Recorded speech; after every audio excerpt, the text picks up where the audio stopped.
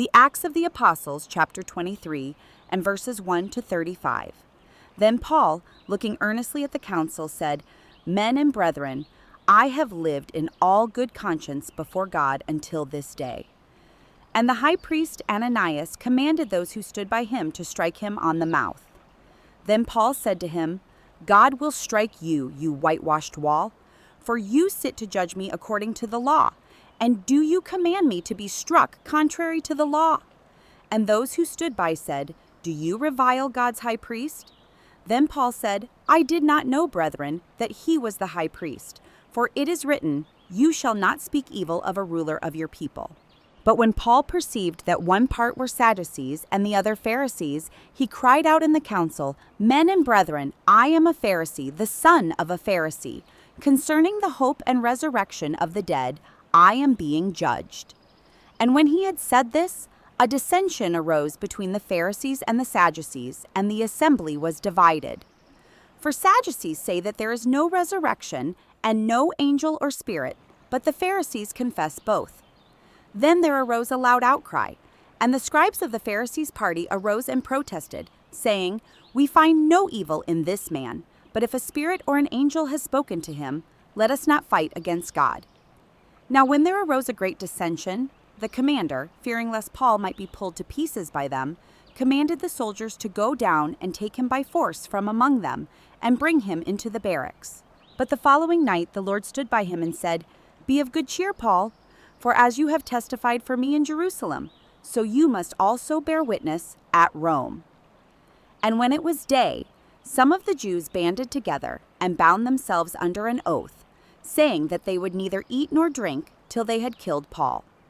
Now there were more than 40 who had formed this conspiracy. They came to the chief priests and elders and said, We have bound ourselves under a great oath that we will eat nothing until we have killed Paul. Now you therefore, together with the council, suggest to the commander that he be brought down to you tomorrow, as though you were going to make further inquiries concerning him, but we are ready to kill him before he comes near. So when Paul's sister's son heard of their ambush, he went and entered the barracks and told Paul.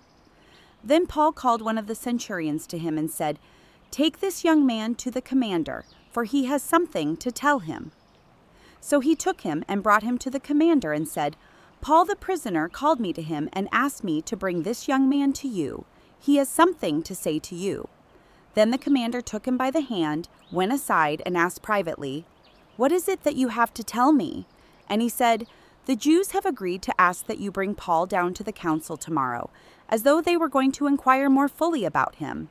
But do not yield to them, for more than 40 of them lie in wait for him, men who have bound themselves by an oath that they will neither eat nor drink till they have killed him.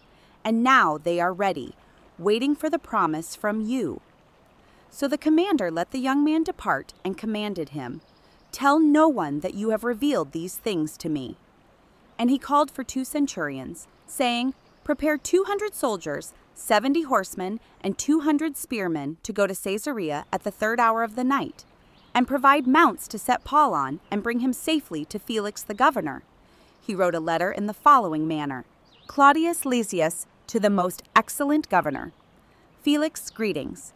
This man was seized by the Jews and was about to be killed by them. Coming with the troops, I rescued him, having learned that he was a Roman. And when I wanted to know the reason they accused him, I brought him before their council. I found out that he was accused concerning questions of their law, but had nothing charged against him deserving of death or chains. And when it was told me that the Jews lay in wait for the man, I sent him immediately to you, and also commanded his accusers to state before you the charges against him. Farewell. Then the soldiers, as they were commanded, took Paul and brought him by night to Antipatris. The next day they left the horsemen to go on with him, and returned to the barracks. When they came to Caesarea, and had delivered the letter to the governor, they also presented Paul to him. And when the governor had read it, he asked what province he was from. And when he understood that he was from Cilicia, he said, I will hear you when your accusers also have come. And he commanded him to be kept in Herod's praetorium. The Acts of the Apostles, chapter 23, and verses 1 to 35.